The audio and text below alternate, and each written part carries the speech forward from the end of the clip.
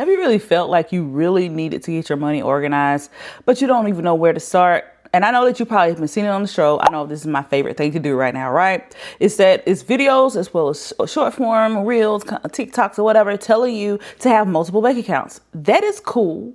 But do you fully understand what the one that you do have, especially if you just getting one, understand what does that mean? Like, it's cool to say, deposit into one checking account and move it around, or have your check go into all these checking accounts, and then you do. It's easy to say that within the compounded of a 3-minute video or on TikTok 10-minute video, but it's conjugal to see how does that notion fit within knowing how to build your money management system. And I mean, the theory around multiple bank accounts is not new. It's true. But the level up comes when you build a system within it. You not only have one bank account that's the nucleus, but you have other supporting cast members that keep the money going. And for you to know what is your cash flow and how all of this moves around. Because it's one thing to see it on the algorithm, but it's one thing to understand how it works to your personal algorithm when it comes to your bank accounts and when it comes to your accountability with your money. And I was strolling on Threads a couple of days ago, and I went from filming this, and I saw one of my favorite people give this breakdown on how their money nucleus or financial hub looks like. And it actually aligned to this video that I wanted to start doing. It reminded me, like, click, you need to start supposed to do that. But it reminded me that a lot of people will see, not only, I'm not talking about this one, how you should have a multiple bank accounts, but to understand the content piece that I recently said around it's easy to give $1 a job, but do you understand not only the job description for that job, that dollar, but do you understand the organizational, the flow chart, the map of what it looks like? And that breakdown that she had adequately put together kind of birthed how I'm going to talk about it in this aspect. Because like I said, it's easy to stroll and to see and to screenshot and to save, but how do you actually put the strategies within the stack that you have? Because you might not have enough flowing to have that kind of a organizational chart, but you can start with even just adding one bank account on. We'll talk about that a little bit later, but it's all about understanding that people will tell you to have multiple bank accounts, but the breakdown is what this video is about. I am Nadia. I talk about money, and I also am a financial planner and educator, obviously. The theory around this video is that it's easy for people to talk about the screenshots, but how does it actually align to your strategy? And we're going to go a little bit deeper into that. So today, or whenever you're viewing this, we're going to go through how to take that question about when you're strolling and to see how to actually build your own money system that works. Not just one that looks good on a post. Not talking about like I keep giving disclaimers, but talking about collectively. Because you could be making $100,000 and you just move from $50,000 to $100,000, but you still operating the way that you had when you had $10. So it's not only about the money management hub or that you have, but the mindset around looking at what you are doing right now and how you have that goal to have whatever 100,000 in the savings, or making 100,000, or just understanding how that works. So you have to move beyond from just the how does remit says the $3 questions to the $3,000 questions. I'm not snatching, but I'm just saying it's that concept of saying that, yeah, you see this on social media, but how does it actually fit within your pocket? Like, how am I saying, oh, have multiple bank accounts, but what is the job description, the organizational chart, and how do you make it start? That is what it is. I did it in one take. But anyway, so the first thing is for you to understand is that whenever you feel like you have hit the point, that breaking point, I'm gonna call it a breaking point, but that building point, there we go, that when payday comes around and before you even blink, the money is going everywhere. You're like, oh, I'm supposed to start building out those multiple bank accounts that they said on social media, then the money is gone. The thing is that whenever I first started knowing and growing my money and separating my money, I had this theory as like, it's just opening bank accounts, but it's so intricate in the operational part of it. So yes, opening a bank account is cool, but how does it operate? And then how do you figure out how to optimize it over time? And that one day that I first started doing that, I had an overdraft at one account, and I had a couple of $100 sitting over in my savings account. Then I realized it's not about the accounts, it's about the clarity. And if you ever thought I have one bank account that I need to try to build into more, or I have too many bank accounts, but yet I'm still broke, you're not really alone. It's going to take more than just opening bank accounts. It's about understanding what you have and how to optimize it and grow the operational aspect of it. So question I have for you real quick is that how many bank accounts do you have right now? And do you actually have clear job title and a job description? And where do they fit within your org chart? Before adding anything new or opening up different bank accounts and savings accounts and all that good stuff, you have to understand what is working. One video or some sort of content that I had a while ago talked about people love to build to be millionaires, but don't understand their means. And oftentimes it is going into that one checking account to understanding what is going in and how money is going out. You know how I love to tell people, love to say, oh, you need to check your bank account. No, boo. Most people don't check their budget or their bank account until a check is coming in, until they need to, or when they need to check out. So the theory is that here's the action step I want you to do within this step is that I want you to list every bank account that you have.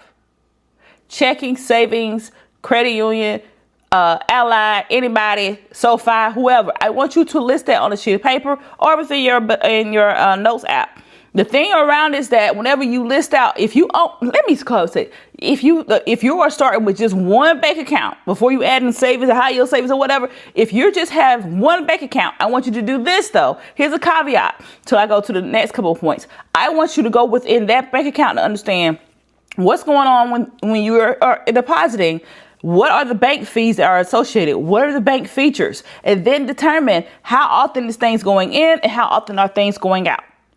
So that will allow you to know which bank accounts do you need to get, what accounts will align to what, and that will allow you to go into my step number 2, which was for you to write down what that account is used for. So if you have one checking account right now, what is it designated as? Is it your core account? Is it just whatever? It's Peter and Paul that rob each other and could then either or have it at all, or for your savings account. If you have a regular savings account, what is it being used for right now? Is it just your catch-all for anything to withdraw? Or what are you going to have that high yield savings account that you probably have seen me or other people tell you to get? What is the job description? What is it doing right now? Before we go changing the org chart, what is it doing right now?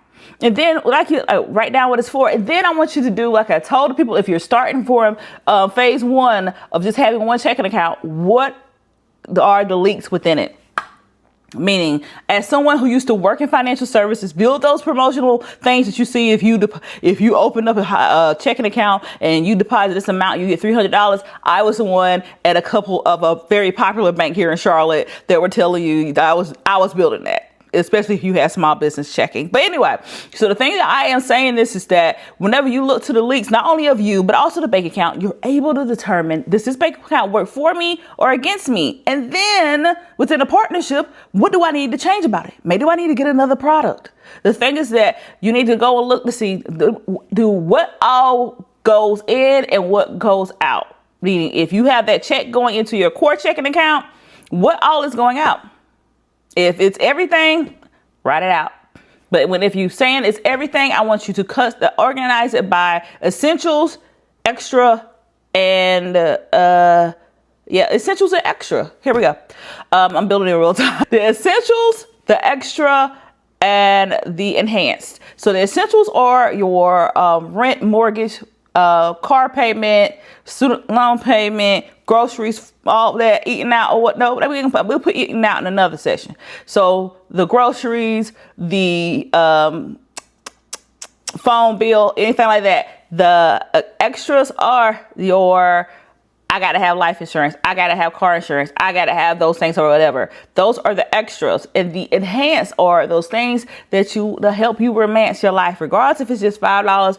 But that subscription that you may have to Savage X Fenty could be considered an enhanced. That subscription that you have to Hulu or Peacock or Netflix is over there. And even I'm gonna tell you something else too. But if you go randomly shopping, that goes over there too, boo. All right. So whenever you figure out only what are those 3 areas of your bank accounts or how much your life costs to run, that I'm actually going ahead of the curve. You're able to determine what type of checking accounts or banking accounts do you need to have. And the thing that I want to call out is that you might even notice that, hey, you're going through your bank statements, your credit card statements, and seeing how they fit within those big three for you. So you have the essentials, the extra, and enhance. So whenever I am calling this out, it's because oftentimes we love to talk about money leaks and things like that. But one of my clients, I'm not gonna call her name, had 3 checking accounts because she saw her do it on social media, but she didn't realize 2 were tied to old direct deposits, and she was transferring money manually and overdrafting because she was kind of like double cupping it in a sense, and she was paying overdraft fees every month. So she went through and looked at not only how she was operating it, but what was the features, what was the fees, and then see what needed to be, because that cleared up over $120 on a month. That is why it's critical for you not to just open a checking account, open a high yield savings, open or whatever. It's about understanding the fees, how does it function, and if you have to do certain things to keep up with that relationship, what are you doing that? I'm talking fast, but I'm talking right. So it's just, the thing is that you have to make sure that your money is not scattered everywhere. Do you need to have a system to keep your stacks synced, not in sync? Just saying, Justin. Here's the action stuff for you before we go into segment is that I want you to pull up your bank statements after this video. Stop. Right, don't do it right now. Or if you want to pause. That you go and do an audit, and like I said, you break it down into what I said, the essentials, the extra, and the enhance of what you see with your bank account. The reason why I'm calling out credit cards, because a lot of people do what this blog post I have over on my blog talks about, is that you utilize your credit card to pay all your bills, and then you have to make sure, we're going to do another video about that. But anyway, it's because I want you to list and label what's going on in your checking accounts, all of them. Pull the statements for all of them. If you just got one, that's cool. Pull it, look, highlight, and put it into those 3 categories. And then locate not only the leaks, but the leverage that you have with the product, but it's determining how does it fit within the organizational chart that you have for your money. While we're talking about this, here's a coffee break. I actually saw this question over on Threads when they were going on that post saying, hey, how do you make that happen? So in the next section that we're getting ready to talk about, it's saying for you to give every dollar a job, to give every account a job, sorry. So before you do that, you need to determine, go back to that exercise I just talked about, so that you need to go and see what is going into that checking account, what's going into that savings account, what is your intention with that account. And then before you go adding and moving around and getting new products and opening up things and getting confused, when you understand what you're doing, you're understanding what you need, you'll understand what need to be. So the question I saw is that someone said, well, how do you go about, do you just move and deposit things into whatever, or automation, or whatever have it be?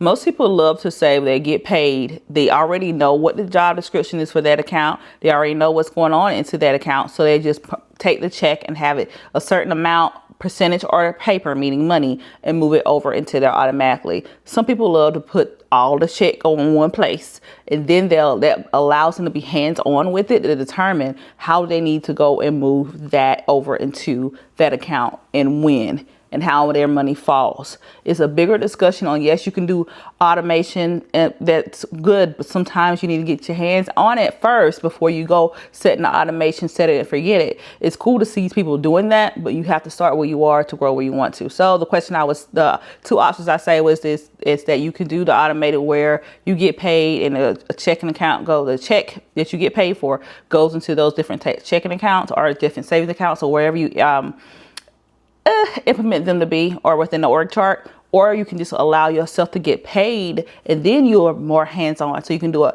automatic, or you can do it manually. Another thing to say is that you could know that if you get paid on the 15th, on the 16th, you see, I said the day after, you could go ahead and already have it where you're moving $100 over to your high yield savings account, $100 over to your regular savings account, $100 into your whatever. It's about you, but it's about understanding how do you money, how is your cash flow and ins and out, input and output of your money works, and then figuring out the automating for you getting paid and goes into separate checking accounts, or are you okay with it going into one checking account and then you dispersing it? So it's about making money work for you. Now let's go on to the next part of the video.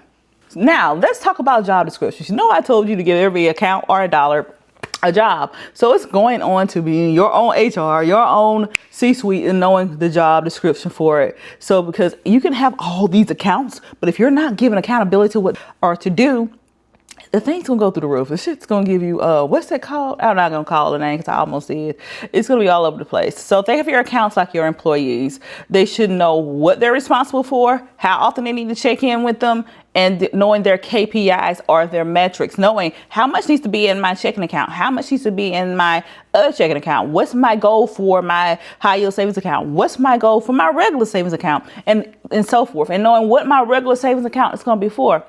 That goes into your money SOP to say, hey, I know with my regular savings account, that's going to go to be if something comes up and I can't wait 24 to 48 hours for that money to move from my high yield savings account to my checking account. But anyway, here are some job descriptions that I just thought about off the top of the head. Your core checking account is what is going to be your hub. That is going to be the one that when you get paid, it go into that. Or, like I said in that segment, that you could allow your check to disperse amongst multiple accounts.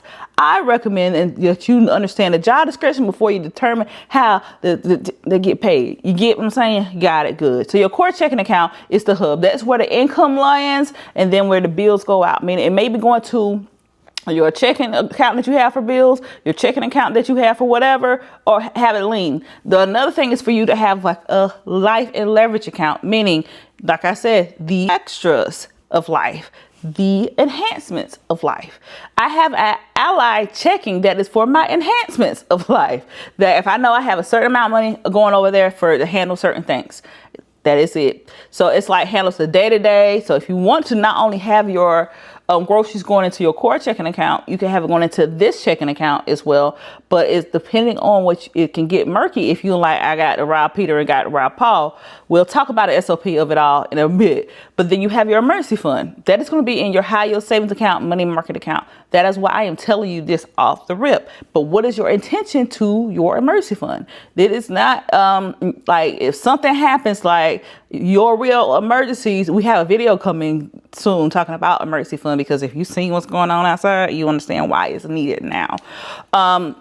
For you to understand what your risk of emergencies and how to flow into building that out. So like I said, it should be in a high yield savings account or a money market account. The next one is your sinking fund, which will be most of the time into a high yield savings account. This is for specific goals. Like if you want to go on vacation, you want to have for annual bills, or buy a bag, or buy certain things for the long haul and you plan, that's where that will land.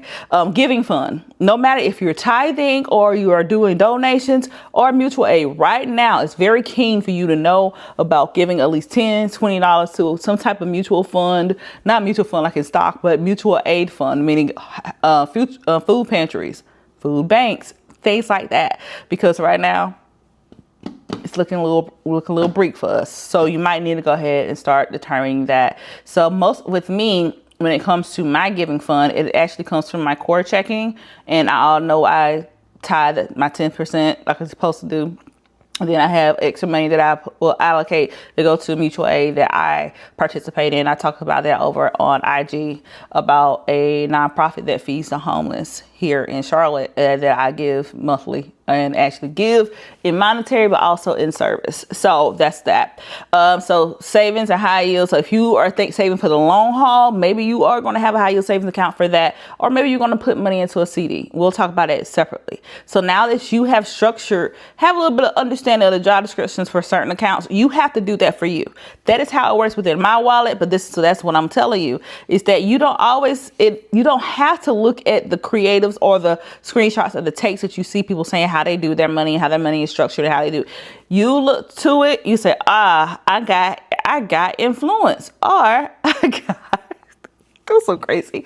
I got influence, but this is how I'm going to implement it within my means. You can see people tell you to save $500, but you know, on the month when that budget and that checking account flow, that you barely don't have that dough for $500.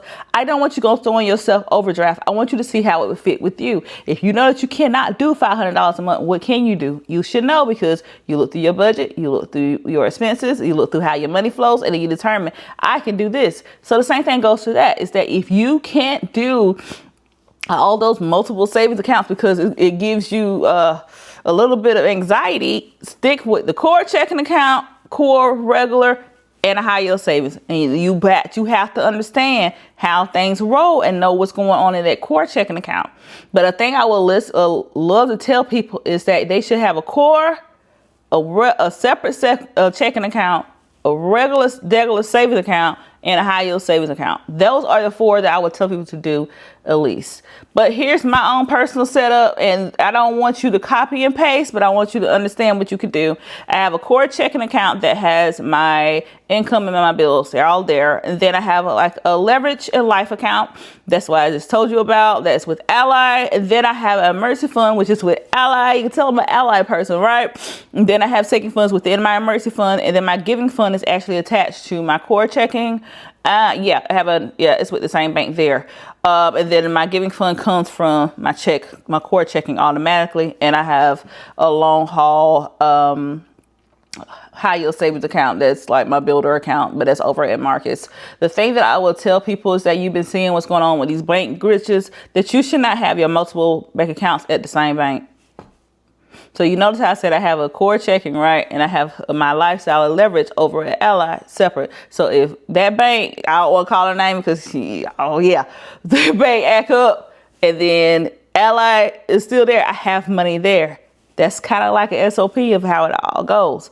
Don't have it the same. And then another thing, if you have a core checking right where your regular savings account is, don't allow yourself to be able to move money so often. No, this is about not only the accounts, but the accountability of how your money flows. When I did all that org chart of it all, I stopped treating my checking like it was a group chat. Everything don't belong over there. And it's the same thing for you. So the question I have for you on this part is, if you had to give your accounts job titles, what would they be? Like bills, boss, fund money, or BMF. I used to say that at the beginning of all of this, or your emergency chief or emergency chair.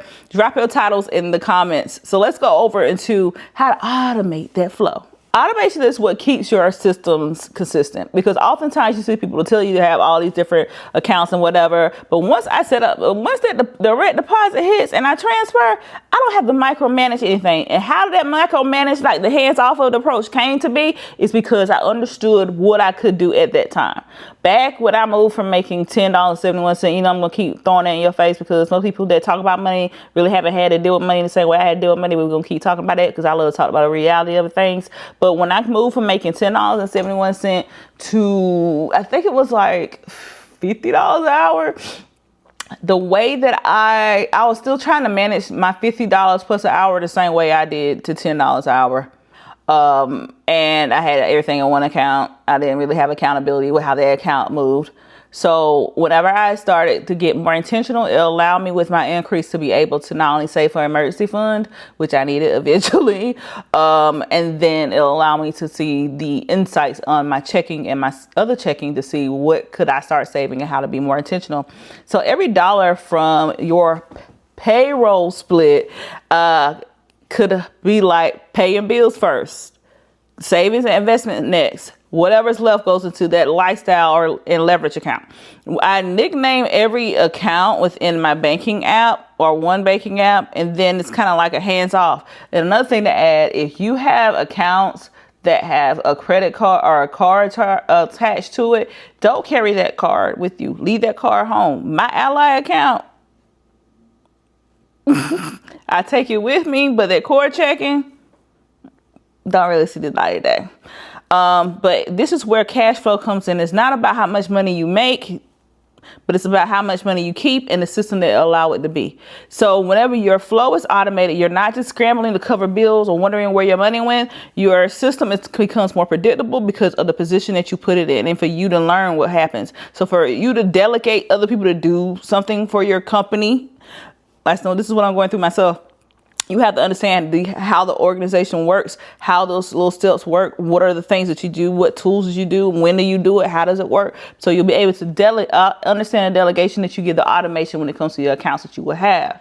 So it's about building accountability within yourself, but also the accounts. And honestly, sometimes you might have to fire the account that you have. If you're noticing that the fees are going up, you can't match the energy, and it's not really working, don't be loyal to these banks. Be loyal to your money. So you move it as you need to. We need to update the org chart. If you move your checking from Bank of America over to somebody else, you need to update the org chart. The org chart needs to stay somewhere where you'll know where it is and have access to it. And you need to check in with it with your money days that you do, and you check your budget as well as your money flow at least twice a month. You like how I said that, right? So it's it's about having accountability, but it's motivation for you to do better. Like I said, we're going to move from $3 questions to $3,000 questions, like my boy Remit says. And it's about understanding the mindset and the mannerisms. So the mannerisms that you have right now, with the means that you have, will allow you to build more. And you can want to be a millionaire, but do you know how to handle and understand the means that you have and how to move about it? So regardless if you hit the lotto or the lotto is given to you some kind of way, that you're able to handle it due to the fact of what we're doing now. Cool, right? So here's the action stuff for you. It's that at least set up one transfer this week. One. So say, for instance, you saw me post about Ally, right? Over on Threads. So you have a checking account and you're like, I want to open up a high yield savings account because Nadia and the other people on the internet told me to do so. Let me open one. It takes 10 minutes for you to open a high yield savings account. Also, you can automate only $10. So this is what your action goal is that this week, within you watching this video, you go within your core account and you open up a high yield savings account. When you open up the high yield savings account, you link them together, right? Cool. Then you take that $10 that you do find within your budget when you go ahead and go through an audit of your wallet and say, I can move $10 every month, at least every 2 weeks or whatever, over into your high yield savings account. So you have that flow going, so it will help fund you in case shit get fucked up. Oh, I dropped a lot of cuss words at that time, but it's about you understanding what you can do within the income that you have. Even if it's $10, $25, that is a major step, because you're understanding whenever you do move money from that core checking over to that high yield savings account, you'll learn this. You'll learn how long is it going to take to move that money. How long is it going to take from going from your core checking over to your high yield savings account? How long is it going to take? Then you also will learn if there's APY, which it should be, that you have, how much does that APY apply and when? When you understand the mechanics behind how the bank accounts and the checking accounts and the bank products, hear my product marketing behind coming in, that you'll understand how to better align with you, how to align with how you money.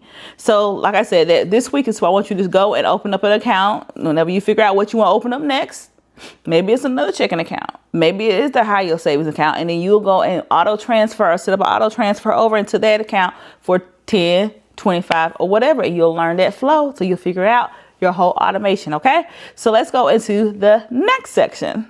Money systems have to evolve with your lifestyle. You're not going to be able to operate like, who's a millionaire I want to talk about? I just recently talked about Rihanna. You can't operate the same way Rihanna do, even though if you have Savage X Fenty, you cannot. It's no way. When you're first getting started, let me go ahead and give a disclaimer for this. If I'm saying if you're first getting started, that don't mean that you just coming out of school. If it is, hey, I love that you're watching this. If you're just getting out of school, or somebody older than you sent you this. But even if you are 40, 50, 60, you know I love to say that, and you just get your money on track, heck, 30.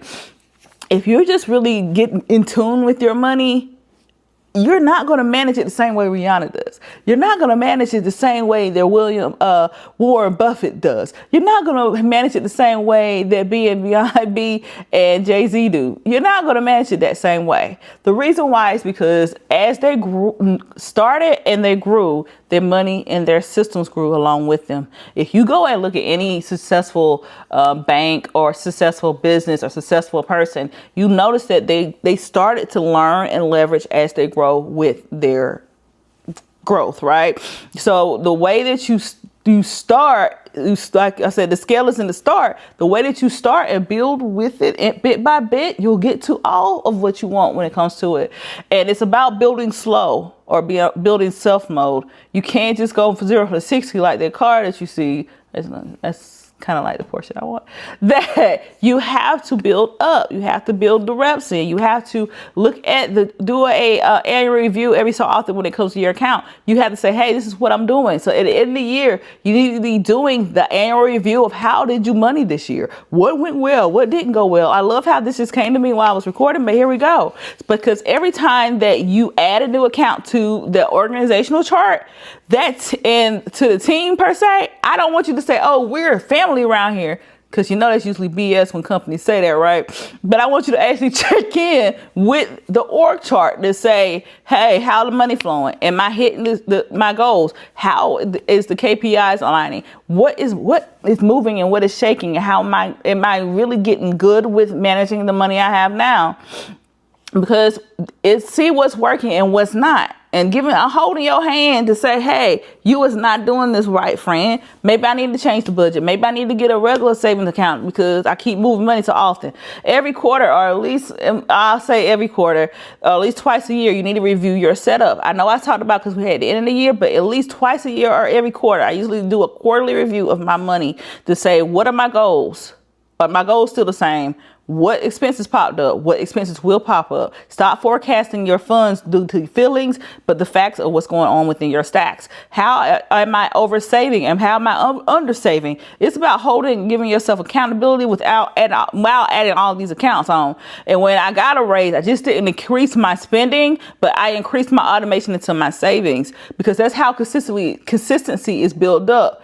It's not reactionary. It's a consistency. So the group chat we have in this section is, what is the last time you looked at your account set up, not just your balance? Ooh, I ain't got nothing. So when your day-to-day operations start flowing, like you already say, I already got my Mount Rushmore of my accounts. I got a core checking, a regular checking, a regular savings or high yield savings account, and your system is flowing, you can build on to bigger things. So I know you see people tell you to open up a Roth IRA or to open up another or to understand what's going on in your 401k. Because one client that I work with came into me feeling like she really couldn't start investing. Such a segue, right? Because her money was constantly all over the place. So whenever you are organized within your personal, you're organized more within your, I won't call them professional, but your long-term personal goals. Because you can't really focus on saving $1,000 if you don't understand if you're bringing in $1,000, where it's going. It's about understanding your foundation. And that's what that client had to go through, is that whenever she got some structure to her accounts, within 3 months, she had over $1,000 saved. And if you have to go back in a video, I talked about the 100-day challenge where you are able to save $1,000, $500, $100, $5,000 in 100 days. Because she was able to use that, as well as on other tactics we talked about. You can't grow wealth within chaos. Your system is what gives this sustainability, say that, as well as confidence as you move up. Because when you get confident with investing your first 100 or saving your first 100, you'll be able to know what to put it in, what checking account, what accounts to put this in, what to do, so you're able to grow with it, boo. Because if you want to start saying, oh, I want to invest $1,000, but how are you handling that 100? Where is it housed? How are you nurturing that? You're learning and leverage it to be able to handle that 1,000. So let's go into it. The last part. Your money doesn't necessarily need to be complicated. I know social media will give you the good screenshot or the good save or come back to this video. I'm sure it will give you that, but it just needs to be consistent.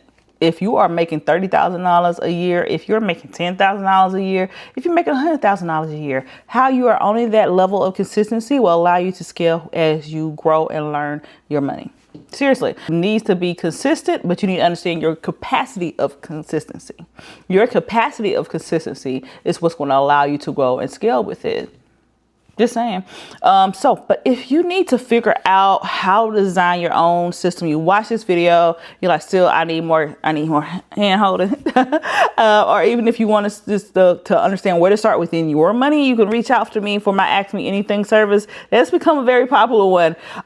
It's a great way for you to understand a one-on-one clarity of your money. But if you want, and you can send your questions, account setup, and we can just walk through it together. But if that's not for you right now, and if you want to go a little bit deeper on your money foundation, that is my budget done for you or budget analysis services. because your budget allows you to see what your money can grow to be. Oh, I did it in one take, but it's both are designed to help you build a system, understand how it works. More than 50, 30, 20 or whatever is understand the reality of your money. And this, so it doesn't just look good on paper, because a lot of people budgets look good on paper, but the reality of their bank statements show a different one.